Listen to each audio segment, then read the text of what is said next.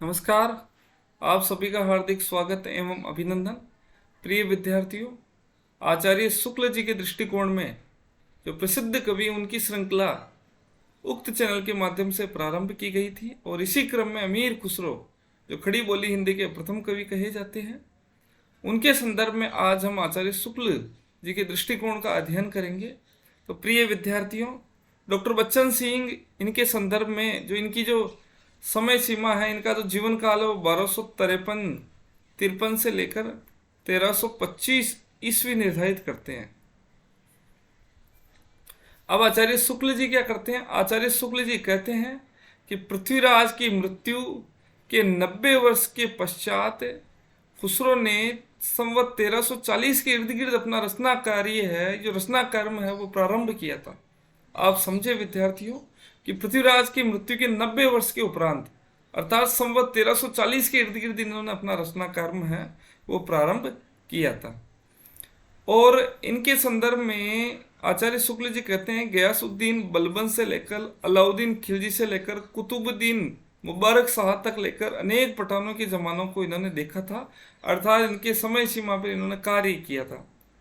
यहाँ विद्यार्थी डॉक्टर बच्चन सिंह कहते हैं कि जो खुसरो है उनके जो रचना कर्म में और उनके जीवन काल के अंदर एक भारी अंतर्विरोध दिखाई देता है। अंतर्विरोध किस प्रकार का है? जो अंतर्विरोध है वो इस रूप में परिलक्षित होता है कि एक और जहाँ ये कुतुबुद्दीन मुबारक शाह अलाउद्दीन खिलजी जैसे कट्टर शासकों में इन्होंने कार्य किया था राजकवि के रूप में, वहीं दूसरी ओर ये सूफी फकीर निजामुद्दीन औलिया के शिष्य तक भी थे। एक और इनका जो जीवन था वो दरबार में था, दूसरी ओर इनका जीवन है वो सूफी मठ के भीतर व्यतीत होता है। एक और ये फारसी में लिखते हैं, दूसरी ओर ये खड़ी बोली में रचना करते हैं।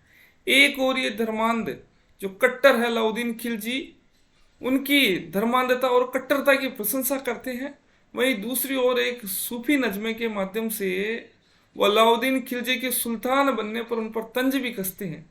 यथा वो लिखते हैं कि तूने हृदय के देश को अपने नाज की तलवार से वीरान करके अब वीराने में तू सुल्तान बनकर बैठा है। इस प्रकार इनके जो रचना कर्म में एक भारी अंतर्विरोध स्पष्ट रूप से परिलक्षित होता है। साथियों, जो शुक्ल जी आगे क्या कहते हैं, ये फारसी के एक बहुत ही अच्छे ग्रंथकार थे और उन्होंने अपने समय के नामी कवि थे और इनकी मृत्यु 1381 विक्रम संवत में हुई है।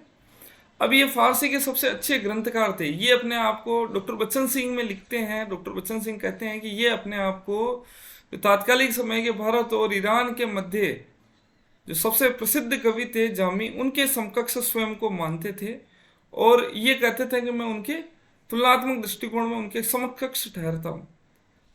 बच्चन सिंह के पश्चात हम शुक्ल जी के दृष्टिकोण पर आते हैं कि ये बड़े ही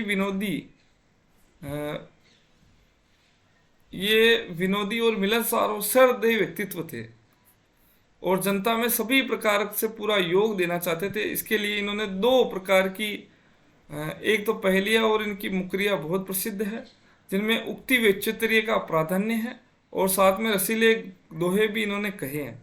तो एक ही चीज़ ध्यान रखिए विद्यार्थियों, इनका जो खड़ी बोली में जो रचना कर्म है, जो फारसी में जिन्होंने लिखा है, वो धर्मांधता एवं कट्टरता से युक्त है, जिसमें दरबार से संबंधित चीज़ों का निर्वहन किया गया। खड़ी बोली में जहाँ ये लिखते हैं, खड़ी बोली में ये जनता की, चूंकि उस समय की प्रसिद्ध भाषा और प्रचलित भाषा खड़ी बोली के रूप में विकसित हो गई थी, तो ये मनोविनोद मिलनसार और सहृदयी रूप में जनता के मध्य अपने पेट बैठाना चाहते थे, उनके लिए लिखते थे। इनकी जो पहेलियाँ और मुकरिया बहुत प्रसिद्ध है, जिसमें उक्ति वैचित्र्य और जो रसिकता है उसकी प्रधानता भी मिलती है। इन्होंने दोहे और गीत भी लिखे हैं। आगे आचार्य शुक्ल जी कहते हैं कि इस बात का पूरा ध्यान दिला देना आवश्यक प्रतीत होता है कि इनकी जो काव्य भाषा है वो अधिकतर शौर सेनी या पुरानी ब्रज भाषा के का ही बहुत पुराने काल से चला आ रहा रूप। आप ध्यान रखिए, आचार्य शुक्ल जी ने इनकी भाषा शैली को किस रूप का ही परिवर्धित रूप माना है, तो आप इस बात को भली भांति तथ्य को स्मरण रखिए विद्यार्थियों। शौर सेनी यानी पुरानी ब्रज भाषा के रूप को इन्होंने इनका परिवर्तित रूप स्वीकार किया है। साथ ही साथ ये जो पश्चिमी प्रदेशों की जो खड़ी बोली है उनमें भी प्रसिद्ध पद्य और तुकबंदियां करते थे जो ब्रज भाषा की ओर पूर्णतः झुकी हुई थी। अर्थात कहीं ना कहीं ब्रज भाषा का परिवर्तित रूप है वो इनकी बोली में दिखाई देता है। अच्छा, इनकी जो आप ध्यान रखिए कि खुसरो की जो हिंदी रचनाएं हैं वो उनमें दो प्रकार की भाषाएं मिलती है शुक्ल के दृष्टिकोण में। सबसे पहले ठेठ खड़ी बोली जिसमें इन्होंने पहलिया और मुकरिया और दो सकुने लिखे, और इनमें भी कहीं कहीं इनकी ब्रज भाषा की झलक निकलती है। आप ध्यान रखिए विद्यार्थियों, पहेलिया अर्थात किसी भी प्रकार की पहेली पूछ ली जाती है, और जो डॉक्टर राम कुमार वर्मा है अपने जो आलोचनात्मक इतिहास के भीतर इनकी जो पहेलियां उनके 6 प्रकार बताए हैं, और उन 6 प्रकारों में सबसे पहले अंतरलापिका जिसमें जिसका उत्तर है उसी पहेली की भीतर से ही मिलता है। जैसे श्याम वर्ण है दांत अनेक लचकन जैसे नारी, दोनों हाथ से खुसरो कहे कहे तो उसे आरी। अर्थात जो आरी होती है उसकी जो विशेषता है वो लटकन इस प्रकार की होती है कि स्त्री शरीर की भांति उसका दृश्य प्रदर्शित होता है। उसी क्रम में ये आरी को एक पहेली के माध्यम से प्रस्तुत करते हैं। इसी प्रकार इनकी जो दूसरी जो पहेली है वो दूसरी पहेली है बहिर्लापिका, अर्थात जिसका उत्तर है वो बाहर से प्राप्त होता है। और बाहर के लिए हम उदाहरण दे सकते हैं, जैसे एक थाल, वो थाली वाली जो पहेली है जिसमें वो कहते हैं कि एक थाल आसमान से थाल भरा सबके सर पर औंधा धरा, चारों ओर वह थाल गिरे मोती उससे एक न गिरे। वो आसमान के संदर्भ में इस प्रकार की कुछ पहेली बोलते हैं बहिर्लापिका।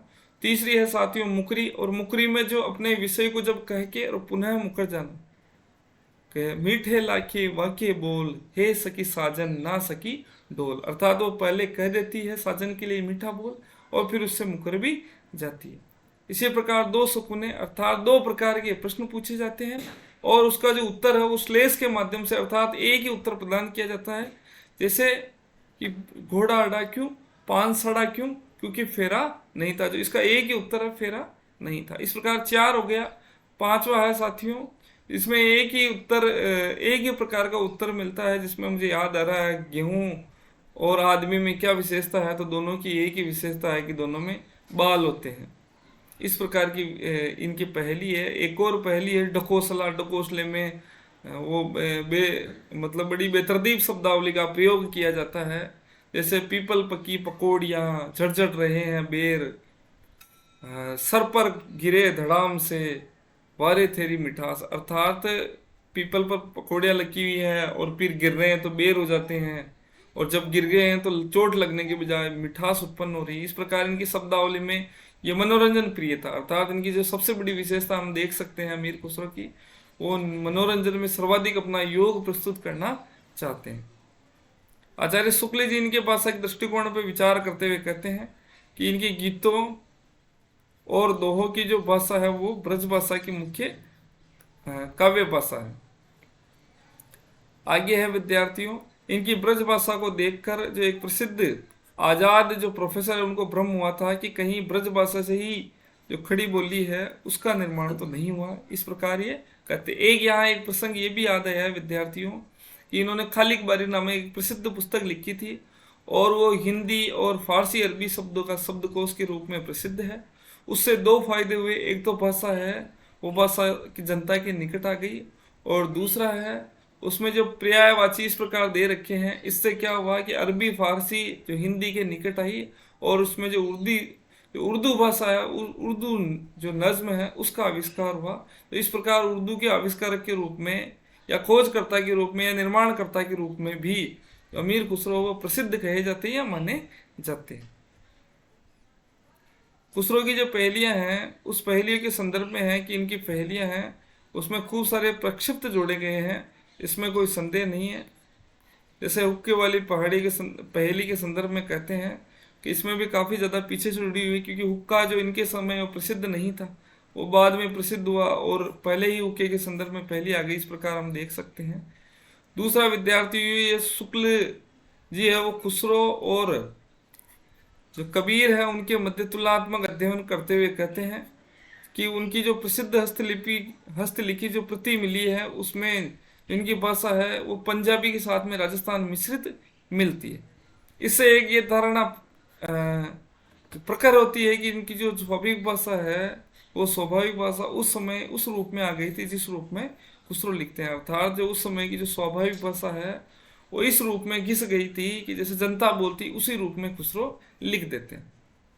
एक प्रसिद्ध पंक्ति है, आप ध्यान रखिए कि कबीर की अपेक्षा खुसरो का ध्यान बोलचाल की भाषा पर अधिक था। ये उसी प्रकार का योग देना चाहते जैसे अंग्रेजों का ध्यान बोलचाल की भाषा की ओर अधिक था, तो खुसरो का लक्ष्य जनता की ओर मनोरंजन की ओर अधिक था, और कबीर का ध्यान धर्मो उपदेश के प्रति अधिक था।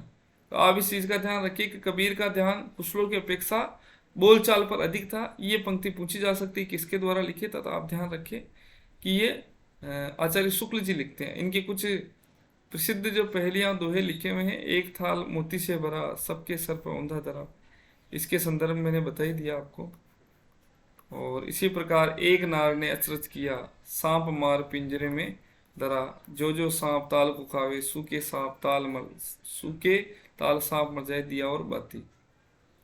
उसी प्रकार ये तीसरी पंक्ति आप देख सकते हैं। पहली चौथी, ये देर का अरत तो बुझेगा, मुंह देखो तो सूझेगा। इस प्रकार का एक प्रसिद्ध प्रश्नोत्तरों पर, जो प्रमुख प्रश्नोत्तर, उन पर चर्चा कर लेते हैं थोड़ा सा। शुक्ल जी के अनुसार खुसरो ने कितनी भाषा को उपयोग किया, तो आप ध्यान रखिए 2 प्रकार का ये करते हैं। ऊपर आप देख सकते हैं, मैंने बताया भी है। अगला प्रश्न है साथियों, बोलचाल पहेली और मुकरियां 2 शकुने में कौन सी भाषा मिलती है, तो आप ध्यान रखिए ठेठ खड़ी। अगला है कि कबीर की अपेक्षा जो खुसरो का ध्यान है वो बोलचाल के प्रति अधिक था, जैसे अंग्रेजों का बोलचाल पर था। तो ये किसका प्रसिद्ध कथन है, तो ध्यान रखिए शुक्ल जी का। अगला है साथियों, शुक्ल जी के अनुसार खुसरो का प्रधान उद्देश्य क्या है, तो 4 विकल्प आपके समक्ष है। इसमें जो प्रसिद्ध विकल्प है वो है जनता का मनोरंजन। तो इस प्रकार साथियों आज हमने खुसरो के संदर्भ में अध्ययन किया है।